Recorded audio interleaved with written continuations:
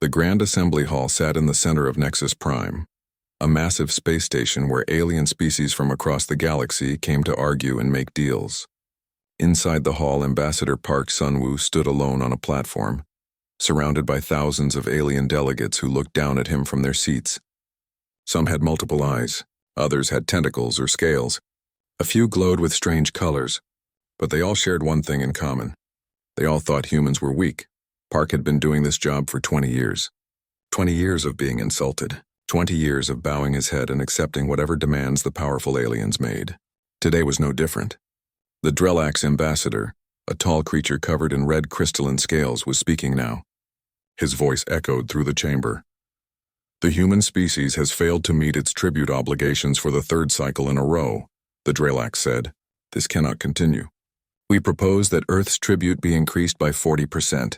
Furthermore, humans should be restricted from expanding beyond their current 12 colony worlds. Other aliens nodded their various heads or made sounds of agreement. Hart felt anger rise in his chest, but he kept his face calm.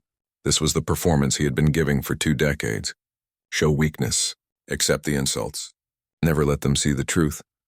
The government of Earth will study these proposals carefully, Park said in a quiet voice. We hope to find a solution that satisfies the Assembly. The Drellax ambassador made a sound that might have been laughter. You will do more than study, human. You will comply, or face consequences. Park bowed slightly and returned to his seat. As he sat down, he touched a small device hidden in his jacket. It sent a single coded message back to Earth. The message was simple. 3 words. They took the bait. Far away from Nexus Prime, beyond the edge of explored space, something impossible existed. A crack in reality itself. To any sensor, any scanner, any probe that passed nearby, there was nothing there. Just empty space, cold and dark and lifeless. But if someone could see beyond normal space, they would witness a miracle of human engineering. The Shadow Gate.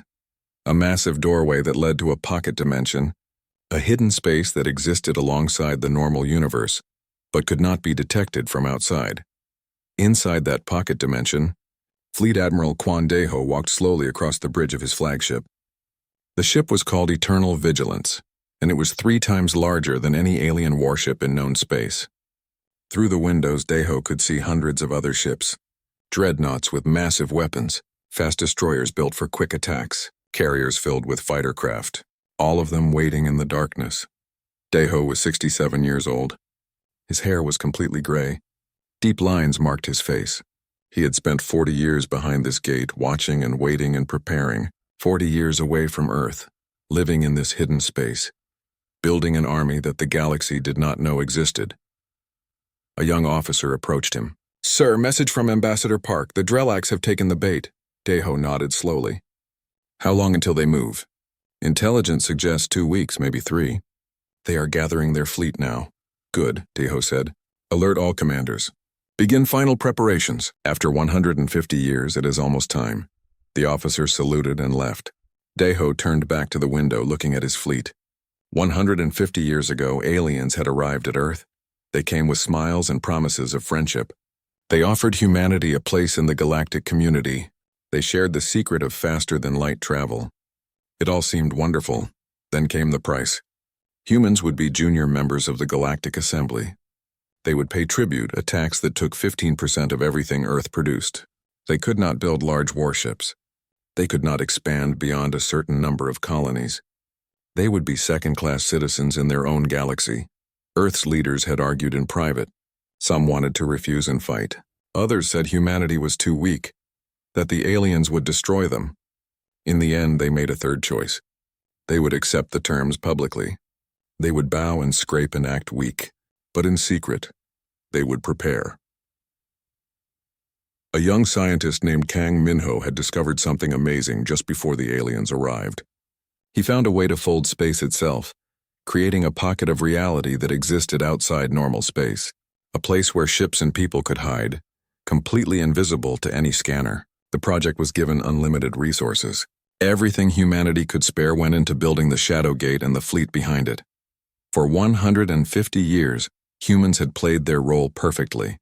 In public, Earth maintained only 40 old warships, small ships with basic weapons, just enough to pretend they had a defense force. Alien inspectors came regularly to make sure humans were not breaking the rules. They saw exactly what they expected to see. Weak ships, limited technology. A species that knew its place.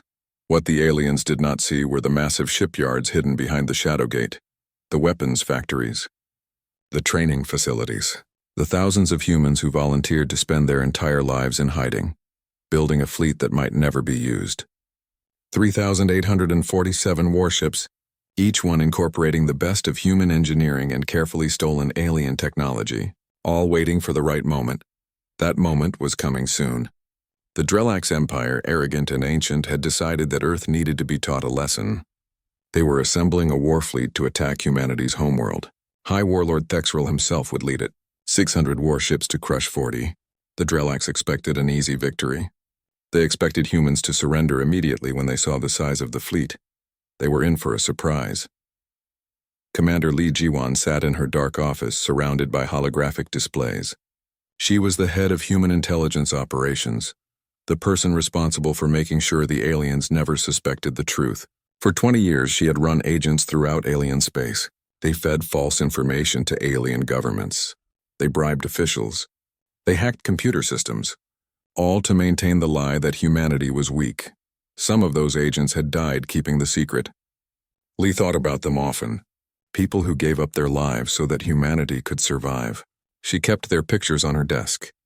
23 faces. 23 heroes that no one would ever know about.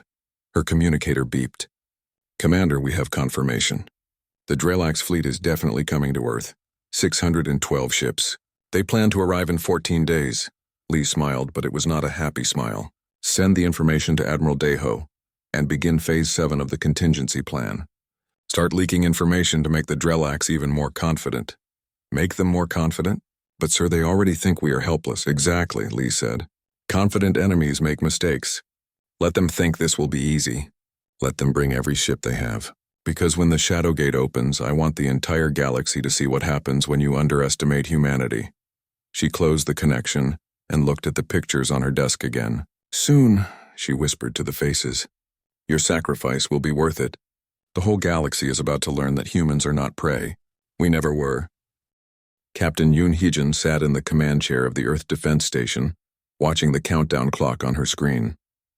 12 hours until the Drellax fleet arrived.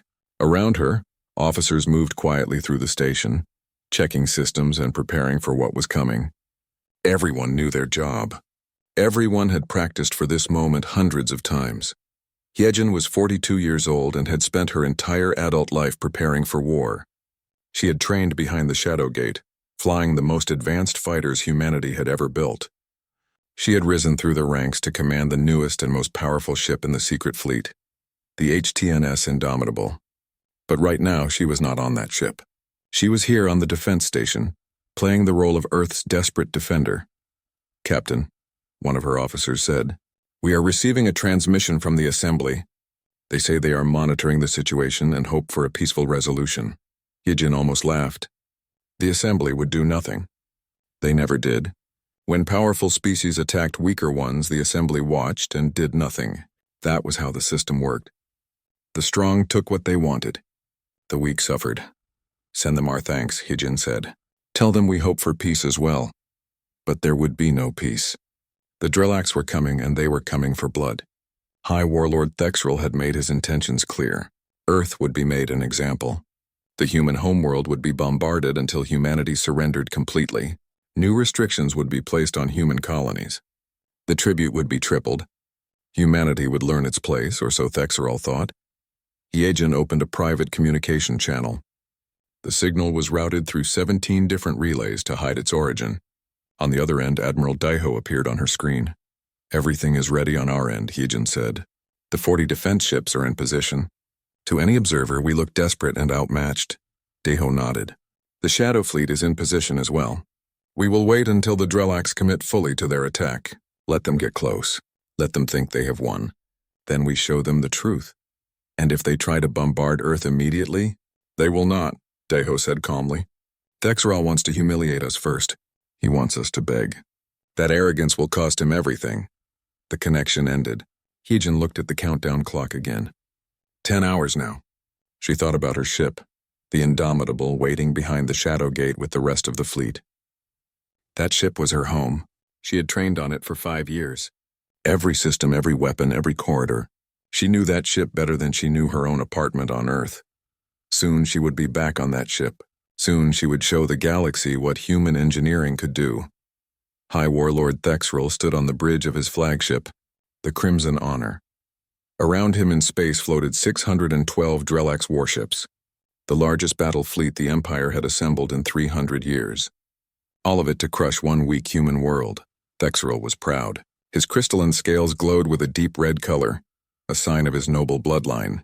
He came from a family of warriors who had served the Empire for 12,000 years.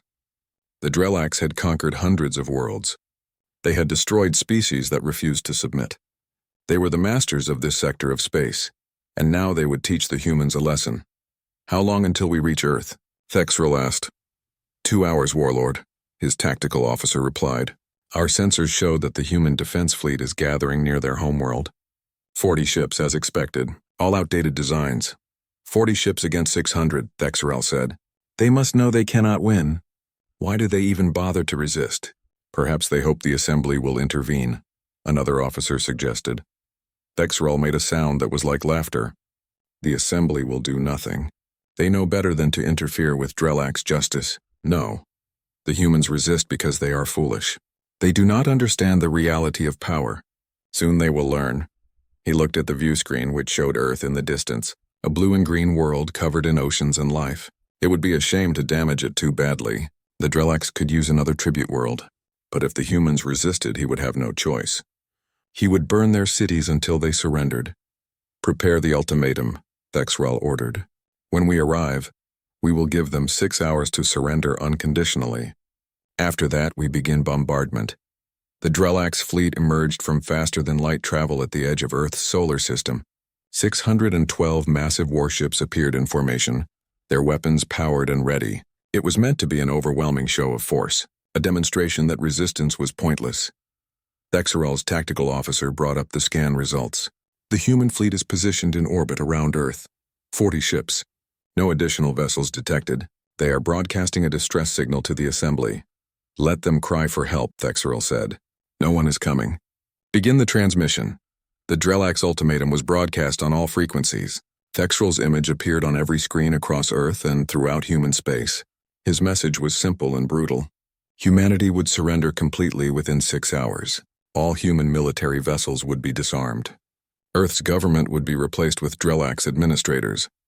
The tribute would be increased to 45% of all production. Any resistance would result in the complete destruction of Earth's surface cities. Across the galaxy, other species watched on the public feeds. The Drelax had made sure everyone could see this. It was meant to be a warning to any other species that might think about resisting Drelax authority.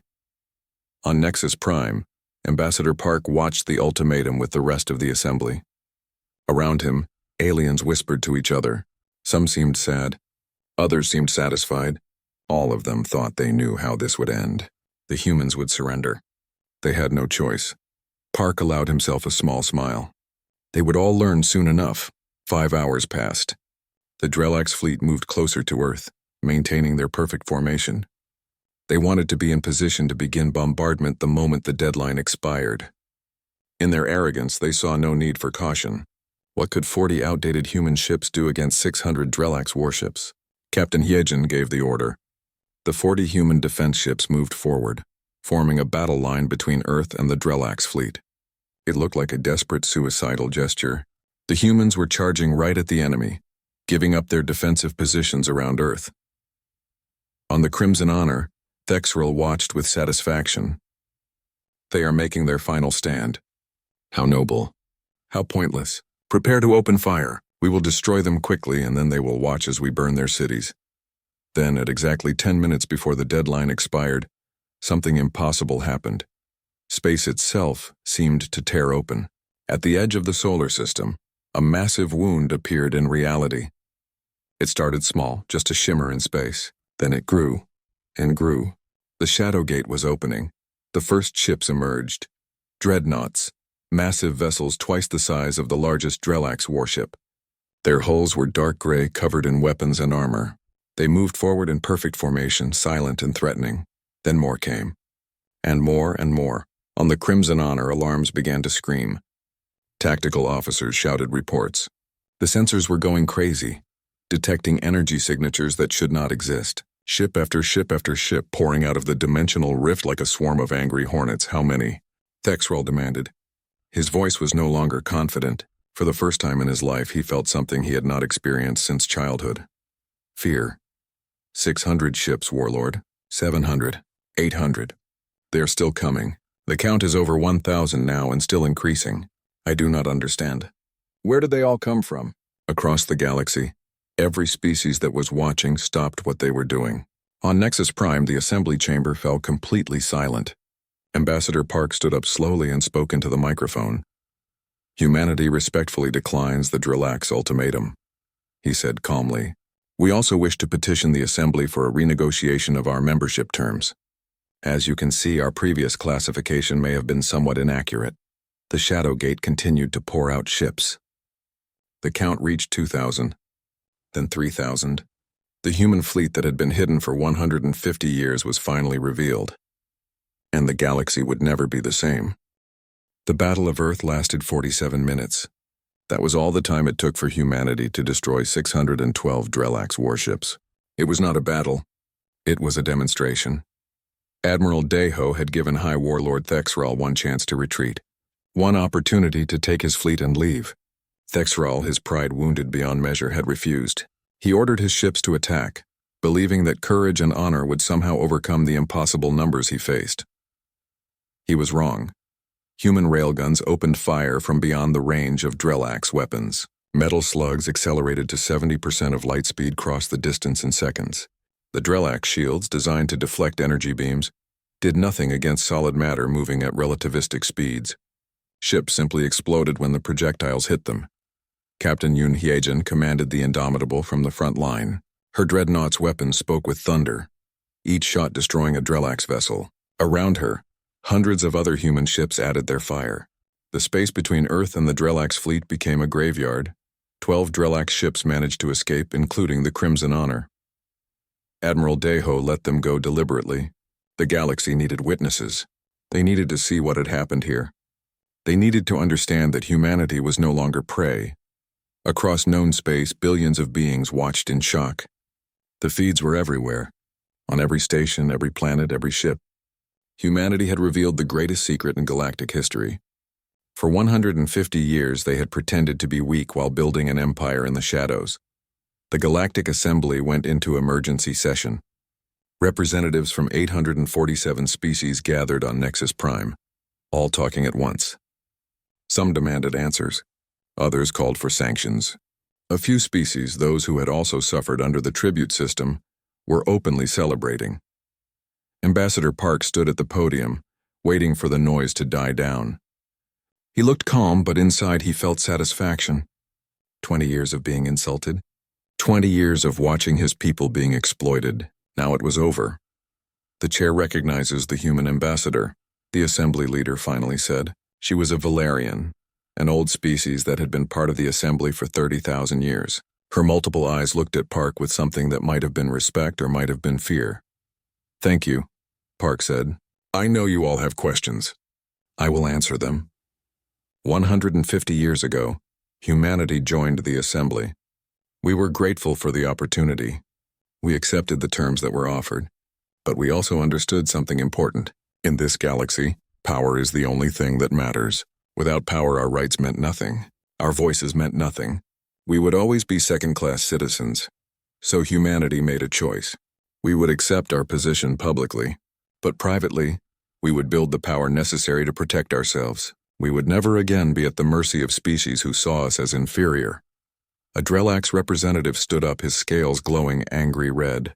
You deceived the assembly. You violated the military restrictions. You built weapons that were forbidden. Park met his gaze without blinking.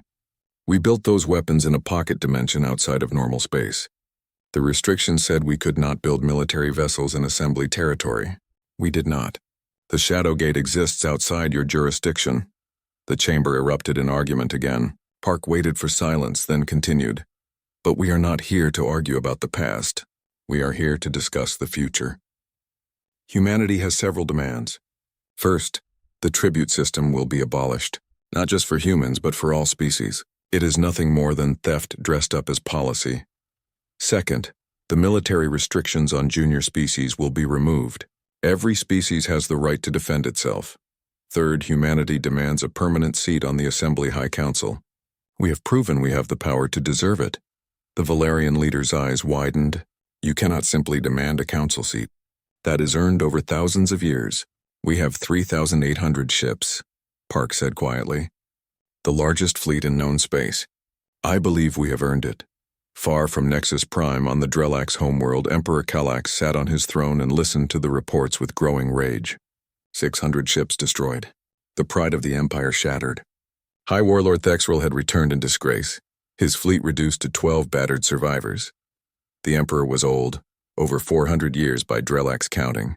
He had ruled for 2 centuries and had never been challenged. The Drelax Empire had dominated this sector of space for 12,000 years. They were the masters, the strongest, the most feared, and now a species of primitive mammals had humiliated them in front of the entire galaxy. This cannot stand, the Emperor said. His voice was soft, but everyone in the throne room felt the threat in it. If we accept this defeat, our empire is finished. Every species we have conquered will rise against us. Every tribute world will refuse to pay.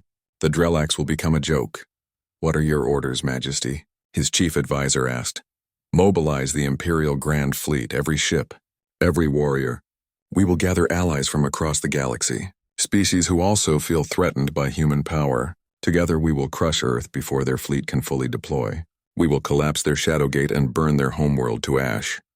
But Majesty, they have thousands of ships. Even with allies, the numbers might not be in our favor. The Emperor smiled, showing rows of sharp crystal teeth. Then we will hit them before they are ready. The Shadowgate is a weakness. It is a single point of failure.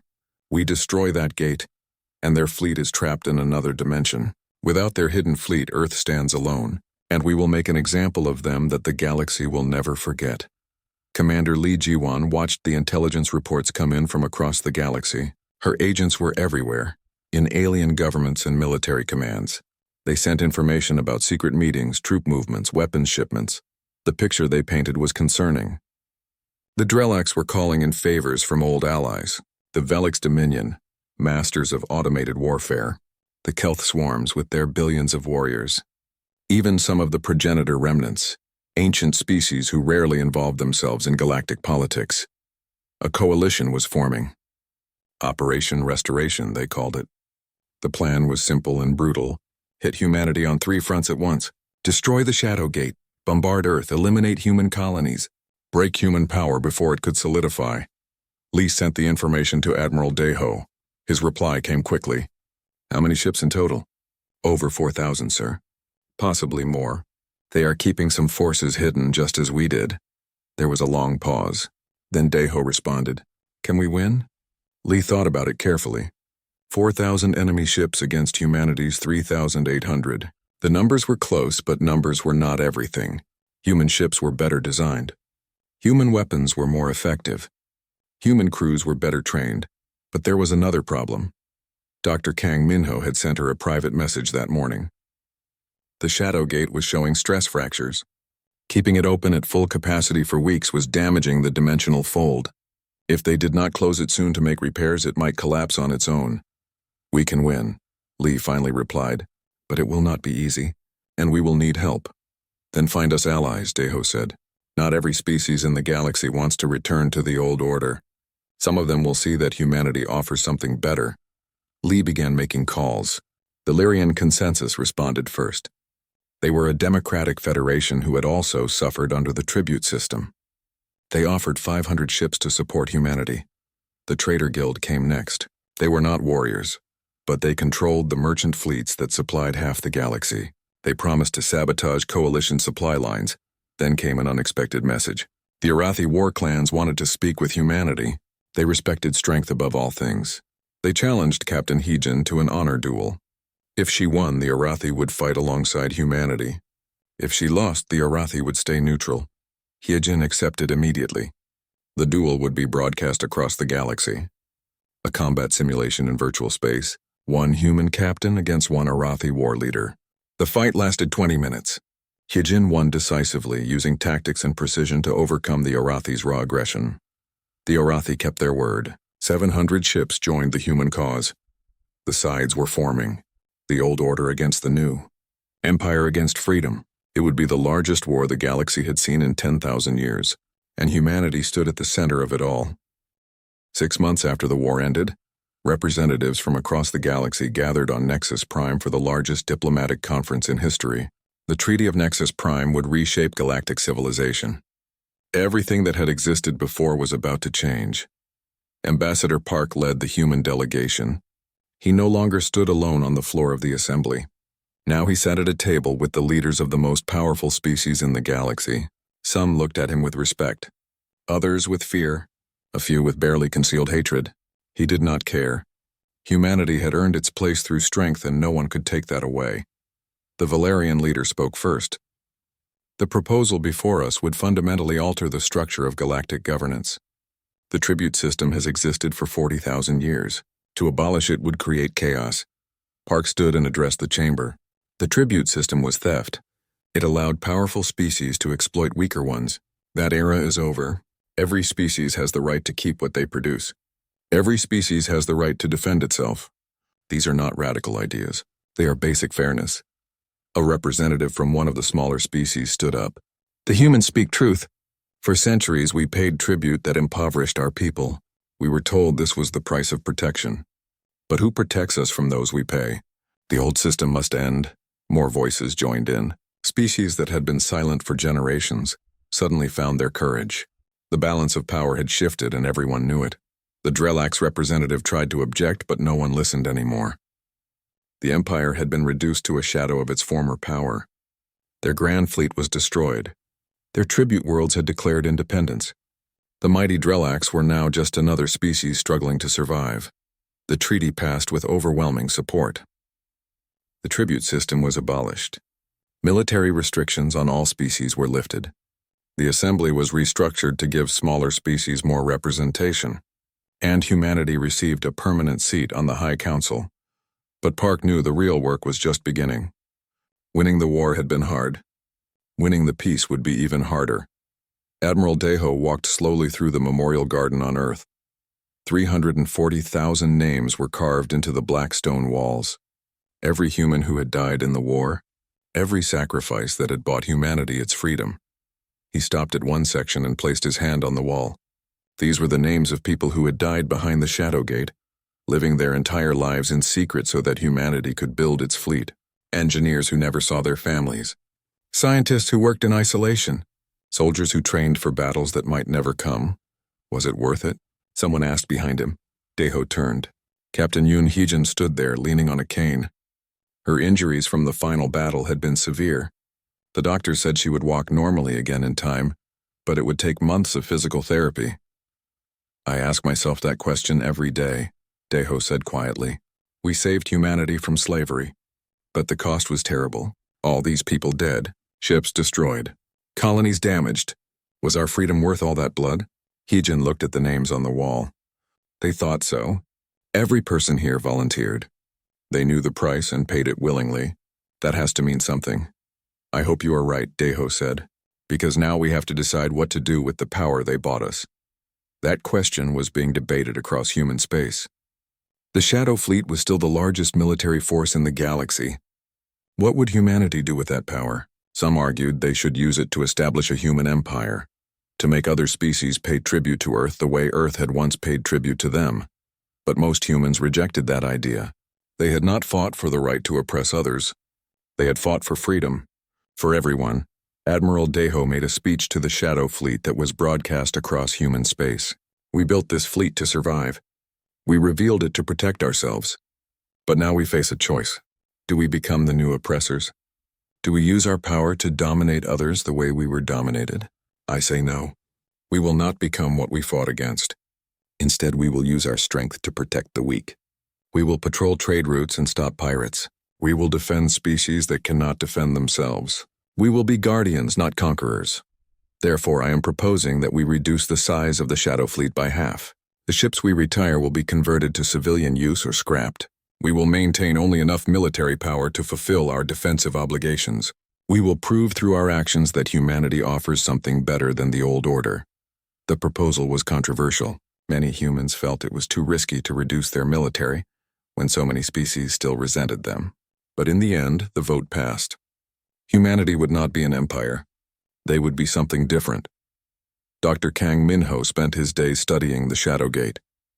The dimensional rift had been damaged during the war, and repairs were taking longer than expected. But as he worked, he made a disturbing discovery. The gate technology showed similarities to ancient artifacts found across the galaxy. The progenitors, a species that had vanished millions of years ago, had left behind structures that used similar dimensional folding techniques. This suggested something Kang had not considered before. Humanity had not discovered dimensional fold technology. They had rediscovered it. The implications were staggering. If the progenitors had used this technology, where had they gone? Were there other pocket dimensions hidden throughout the galaxy? Could there be entire civilizations living in dimensional folds, completely unknown to the normal universe? Kang shared his findings with Commander Lee Jiwan. She looked at the data carefully and came to an even more disturbing conclusion. If other species had this technology and used it the same way we did, Lee said slowly, then there could be other hidden fleets out there. Other civilizations pretending to be weak while building power in secret. What if we are not the only ones playing this game? Kang whispered. They decided to keep this information secret for now. The galaxy had just finished one war. It did not need to worry about phantom threats that might not exist. But they would investigate quietly. They would be ready. 5 years after the war, life in human space had returned to something like normal. The colonies were rebuilt. Trade flourished. New generations of children grew up in a galaxy where humanity was respected. Captain Heejin, now promoted to admiral, taught at the Earth Defense Academy. She trained the next generation of officers, teaching them not just tactics and strategy, but something more important, humility. Never forget, she told her students, that we won because our enemies underestimated us. They were arrogant. They thought their power made them invincible. Do not make the same mistake. Respect every opponent. Assume nothing. The moment you think you cannot be beaten is the moment you start losing. One young officer, Lieutenant Cha Unbi, raised her hand. Admiral, what do we do if we meet a species even stronger than us? Heejin smiled. We make them our friends. Strength is important, but it is not everything. We survived and won because we had allies, because we offered something better than the old order. If we meet someone stronger, we show them that humanity is worth having as a partner, not an enemy. Admiral Daiho, now in his 70s and officially retired, took one final trip to the Shadowgate. The dimensional rift pulsed gently in space, fully repaired and stable. Ships passed through regularly now, no longer a military secret but a vital part of human infrastructure. He stood on the observation deck of the station that controlled the gate, watching the ships come and go, merchant vessels, scientific expeditions, tourist ships full of people who wanted to see the pocket dimension that had saved humanity. His communicator beeped. A message from Commander Lee, now head of all human intelligence services. Admiral, we have detected unusual energy signatures in the Triangulum Nebula. The patterns matched dimensional fold technology. Daiho read the report carefully. Then he looked back at the Shadowgate, thinking about what it might mean. Were there others out there? Other species hiding in their own pocket dimensions, watching and waiting just as humanity had done? He typed a reply. Continue monitoring. Do not engage. We are not ready for another revelation yet. The galaxy is still adjusting to us. He filed the report in a secure database and flagged it for the next generation of leaders. This was their problem now. He had done his part. He had kept humanity safe through its most dangerous period. Now it was time for others to guide humanity's future. As Daiho prepared to leave the station, he took one last look at the Shadowgate, the doorway that had saved his species. The weapon that had freed humanity from oppression. The symbol of human determination and patience. It pulsed gently in space, a crack in reality itself. A reminder that the universe was stranger and more complex than anyone imagined, and that humanity, through cleverness and courage, had earned its place among the stars. The Shadowgate would remain open, not as a secret anymore, but as a promise that humanity would never again be weak, never again be exploited, never again bow to those who thought power gave them the right to rule. The age of empire was over. The age of humanity had begun, and the galaxy would never be the same. Operation Restoration launched at dawn on Earth. 4,000 alien warships struck humanity on 3 fronts simultaneously. It was the largest coordinated military action in recorded galactic history. The coalition believed their overwhelming numbers would guarantee victory. They were wrong. Admiral Deho stood on the bridge of the Eternal Vigilance as the Drelax Grand Fleet emerged from faster-than-light travel. 2,400 warships appeared around the Shadow Gate, their weapons already charging. It was exactly what he had expected. The Coalition's plan was obvious. Destroy the gate, trap the human fleet in the pocket dimension, then crush Earth at their leisure. All ships, defensive positions, Deho ordered calmly. Stay close to the gate. Make them come to us. The Shadow Fleet formed up in tight formations around the dimensional rift. 800 human ships faced more than twice their number. The math did not favor humanity, but Deho had not survived 40 years of command by relying on favorable odds. The Drelax attacked in waves, throwing ships at the human lines like a hammer against an anvil. But the anvil did not break. Human point defense systems shot down incoming missiles. Railguns fired with mechanical precision, each shot perfectly calculated. Human ships moved in coordinated groups covering each other's weak points. High Warlord Thexral commanded the assault from his rebuilt flagship. He had been given one chance to redeem his honor. He would not fail again. He threw everything into the attack, accepting terrible losses to push forward. Behind the battle lines, Dr. Kang Minho worked frantically in the gate control station. Warning alarms screamed around him. The dimensional anchors were failing. The stress of keeping the gate open during combat was tearing it apart. If it collapsed now with half the fleet on either side, thousands of ships would be lost forever. I need more power, Kang shouted into his communicator. Reroute everything. Life support, secondary systems, anything we can spare. If we do that, the station will be defenseless, his assistant warned. If the gate collapses, being defenseless will not matter because we will all be dead in another dimension. Do it. The gate stabilized, but barely. Kang watched the readouts with growing fear. They could hold for maybe 6 more hours. After that, the gate would collapse no matter what he did. Captain Yoon Hyejin saw the Drelax break through the outer defense line. 3 enemy dreadnoughts were heading straight for the gate control station. If they reached it, the battle was over. All power to engines, she ordered. We are going to ram speed. Captain, the Indomitable cannot take much more damage, her tactical officer warned. The ship had been in constant combat for 3 hours. Hull breaches on 7 decks. Main railgun at 60% capacity. Shield generators operating on backup power. I do not care, Hyejin said. The gate holds or we all die. Full speed ahead! The Indomitable accelerated directly at the 3 Drelax dreadnoughts. It was insane. It was suicidal. It was exactly what was needed. Hyejin fired every weapon the ship had. A continuous barrage of railgun rounds and missiles. 1 Drelax ship exploded. Another veered off course, too damaged to continue. The 3rd kept coming. Then the Arathi arrived.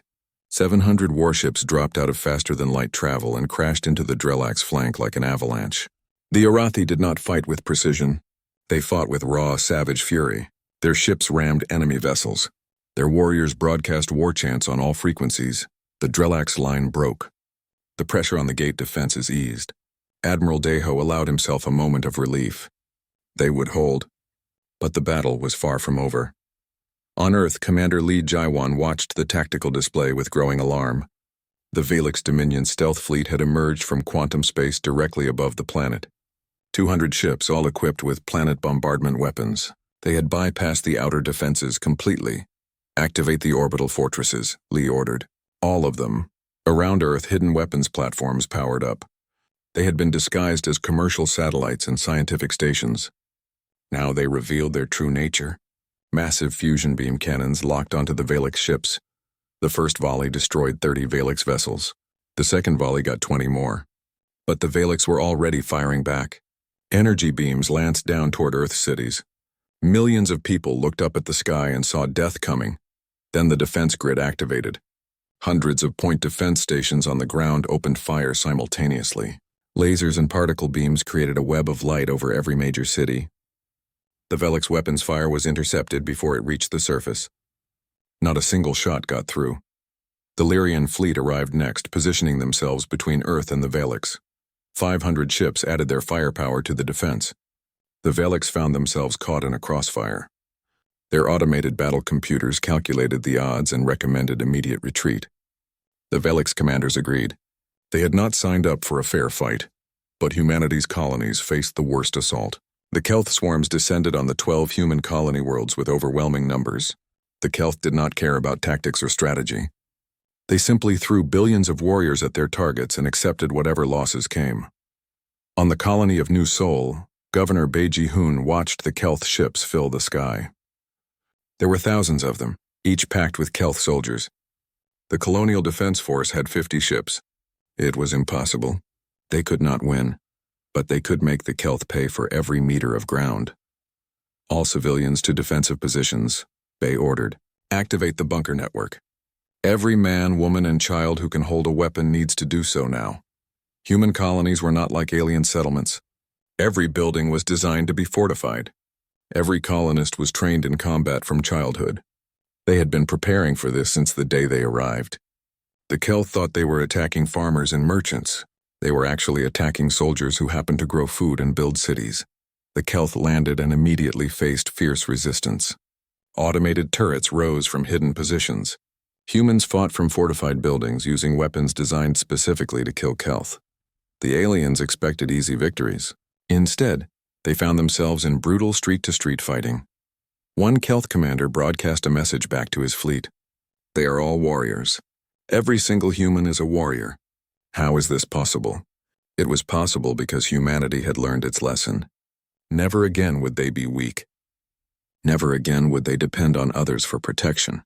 Every human from birth was taught to defend their home and their species. The battle raged for 6 days across the entire sector. Ships burned. Stations fell. Millions died on both sides, but slowly the momentum shifted. The coalition's supply lines, sabotaged by the Trader Guild, began to collapse. Their coordinated strategy fell apart as communication networks were disrupted. Individual species began to question whether this war was worth the cost. On Nexus Prime, Ambassador Park broadcast evidence of coalition war crimes. Civilian targets deliberately struck. Surrender offers ignored. Prisoners executed. The neutral species of the assembly watched in horror. Public opinion turned against the coalition. The Valix Dominion withdrew first, claiming their objectives had been met even though they clearly had not. The Kelth swarms pulled back next, having lost too many soldiers for no gain. The coalition was fracturing. High Warlord Thexerl refused to accept defeat. With his fleet reduced to scattered remnants, he made one final desperate charge at the Shadow Gate. If he could destroy it, if he could trap the human fleet, then perhaps the Empire could still claim some kind of victory from this disaster. Admiral Deho had been waiting for this. He had positioned ships behind the gate ready to emerge at the perfect moment. As Thexerl committed his remaining forces to the attack, human reinforcements poured through the gate, cutting off any retreat. Captain Hyejin brought the damaged Indomitable around for one final run. Her ship was barely holding together, but she only needed it to last a few more minutes. She locked weapons on Thexerl's flagship and fired everything she had left. The Crimson Honor broke apart in a massive explosion. With their leader dead and their fleet destroyed, the remaining Drillax ships surrendered. The battle was over. Humanity had won. The cost had been terrible. 847 human ships destroyed. 340,000 personnel dead. The Shadow Gate was damaged and would take years to repair. Colony worlds lay in ruins, but they had survived. And the galaxy had learned that humanity could not be conquered.